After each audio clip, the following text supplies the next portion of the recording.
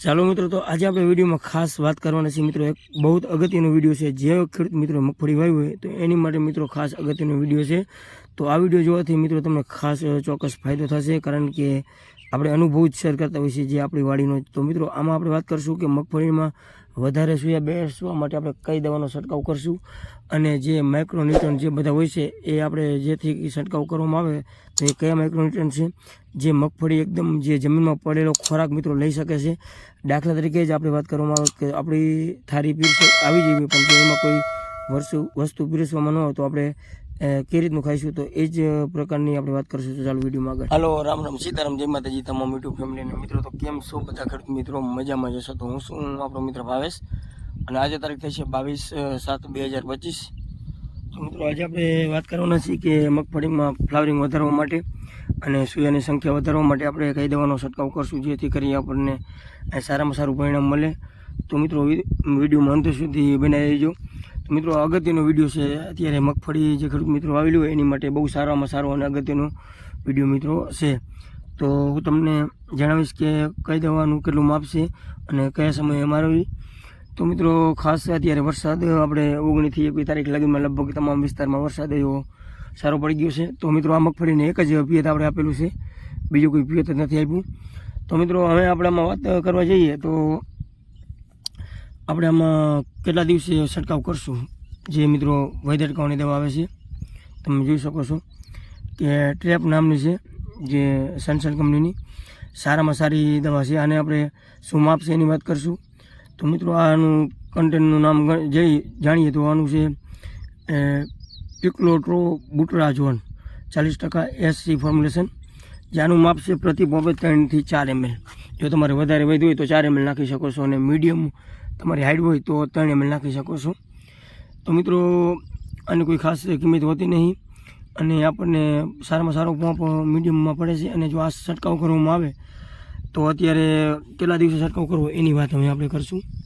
તો મિત્રો આનો છંટકાવ આપણે 35 થી 40 દિવસની મગફળી હોય ત્યારે કરવો. તો મિત્રો આ આપણે 16 તારીખનું વાવેતર છે, તો કમ્પ્લીટ 35 દિવસની મગફળી થઈ ગઈ છે, અને અત્યારે આપણે આનો છંટકાવ ચાલુ કરી દીધો છે.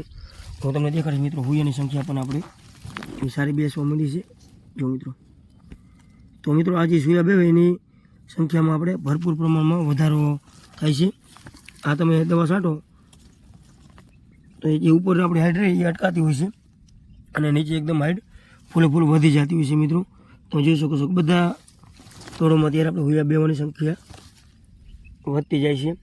તો મિત્રો હવે આગળ વાત કરીએ તો અત્યારે આનો છંટકાવ કરવામાં આવે તો આની હાઈટ ઉપરથી અટકે, એટલે એ જે હાઈટ ઉપર અટકે એટલે નીચે હાઈટ વધતી હોય છે, અને નીચે એકદમ હુયાની સંખ્યામાં ભરપૂર પ્રમાણમાં વધારો થતો હોય છે મિત્રો. અને આના ભેગું આપણે શું નાખશું એની વાત કરીએ તો મિત્રો આ છે મજરૂસોલ, એકદમ એરિસ કંપનીનું 4% વોટર સોલ્યુબર સુપર ગ્રેન્ડેડ સ્પેશિયલ. તો હવે આ શું કામ આપે એની વાત કરશું આપણે. તો મિત્રો આમાં બધા તત્વો આવેલા છે જે આપણે જમીનમાં બધા તત્વો પડ્યા હોય છે. દાખલા તરીકે આપણે કેમ આપણે થાળી આવી જઈએ, પણ જો જમવાનું ન આપે તો આપણને ક્યાંથી જમવાનું આપણને મળે. એ રીતનું આપણે જમીનમાં બધા તત્વો મિત્રો પડ્યા છે, પણ એમને લેવડાવવા માટે આપણે શું કરવું એની ખાસ વાત કરશું. તો આમાં આવે છે મિત્રો વોટર સોલ્યુબલ ફોસ્ફરસ 10%, પછી વોટર સોલ્યુબલ પોટેશિયમ 21%, અને બોરોન 0.3%, પછી કોપર 1%, પછી આવે છે આયરન સિલિટેડ 1%, પછી આવે છે ઝીંક સિલિટેડ 3.5%, પછી આવે છે મેગ્નેશિયમ 4%, પછી આવે છે મેંગોબોરોન 0.01%, પછી આવે છે સલ્ફર સલ્ફેટ 7%. મિત્રો આ બધા વોટર સોલ્યુબલ ખાતર જે માઇક્રોન્યુટ્રન કહેવાતા હોય છે, જે સારામાં સારું કામ કરે છે મગફળીને લેવા માટે, જે ખોરાક લેવાનું કામ કરે છે, જેથી કરીને મગફળી પૂરેપૂરો ખોરાક લઈ શકે, અને પૂરેપૂરો ખોરાક લઈ શકે એટલે આપણને સારામાં સારું ઉત્પાદન મળતું હોય છે. જેથી કરીને આપણે ઉત્પાદનમાં નીચે પૂરેપૂરો ખોરાક મળે એટલે દાણો એકદમ મતિયાર અને દોડું ભરાવદાર અને મોટું થતું હોય છે મિત્રો. તો આ બંને આપણે મિક્સ કરી અને છંટકાવ કરી શકીએ છીએ મિત્રો. તો હવે આપણે વાત કરીએ મિત્રો મગફળીની હાઈટ અમુક ખેડૂત મિત્રો એવું કહેતા હોય કે બહુ મોટી થવા દેવી, પણ મોટી મિત્રો બહુ થવા દેવી નહીં. જો મગફળી બહુ મોટી થવામાં આવે તો પછી જેની ડાયરું રહી એ આપણે બહુ વરસાદ થાય એટલે જમીન ભેગી આમ નમી જતી હોય છે, ઢળી જતી હોય છે. તો મિત્રો જમીન ભેગી નમી જાય, ઢળી જાય એટલે અહીંયાથી સફેદ ફૂગનો પ્રશ્ન વધારે રહેતો હોય છે. તો મિત્રો હંમેશા મગફળીની હાઈટ આપણે એક વેચથી 8 થી 10 ઇંચ લગીને જોવી જોઈએ, જેથી કરીને આપણને સારામાં સારું ઉત્પાદન મળી શકે. તો મિત્રો આને હવે આપણે કઈ રીતની દવાનો બનાવી એની આપણે વાત કરીશું. અને સરસ રીતે આપણે એક ડોલમાં બનાવી નાખવાની, જેથી કરીને આપણને નાખવામાં સરળ પડે. કારણ કે આપણે મેં તમને જણાવ્યું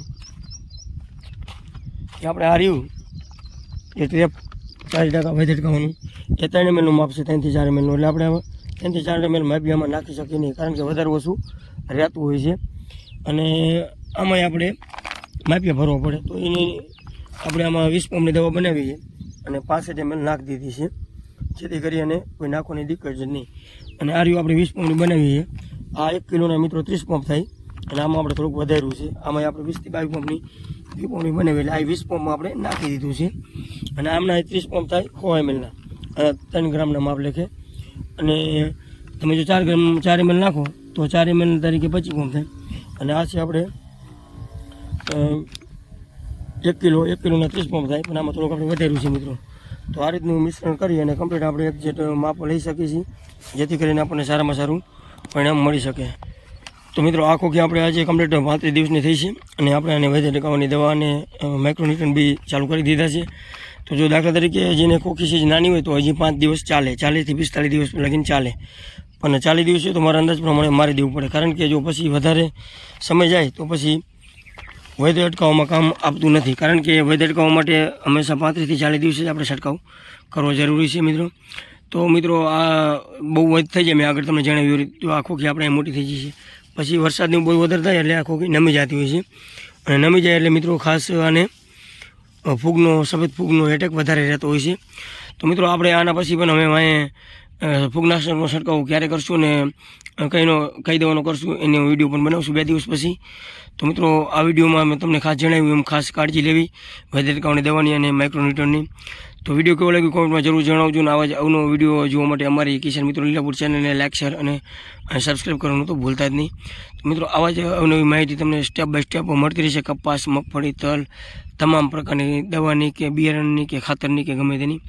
તો મિત્રો આપણે આપણા જ પડાના વિડીયો બનાવીએ છીએ વધારે, જે ખાસ કરીને તમામ ખેડૂત મિત્રોને આ નરી આંખે દેખાય કે આ જ વસ્તુ આપણે ઉપયોગ કરીશું. અને 80 થી અને આપણે 95 થી 98% વિડીયો આપણા પડાના આપણે ખેતીને આપણી વાડીના જ બનાવીશું, જેથી કરીને તમામ ખેડૂત મિત્રોને ખાસ જાણવા મળે કે ના આ બધી સાચી અને સાચી માહિતી જ આપણે જણાવતા હોઈએ. કારણ કે જે ખેડૂત આપણા વિડીયો જોઈને જે કામ કરતા હોય છે એને પૂરેપૂરો વિશ્વાસ બેવો પડે, જેથી કરીને ખેડૂત મિત્રોને જે આપણને માહિતી અને નોલેજ અને જે આપણને ખાસ નોલેજ છે એ જ જણાવી છે. તો બસ આજે આ વિડીયોમાં આટલું જ. વિડીયો જોવા બદલ તમામ ખેડૂત મિત્રોનો ખૂબ ખૂબ આભાર. Thank you.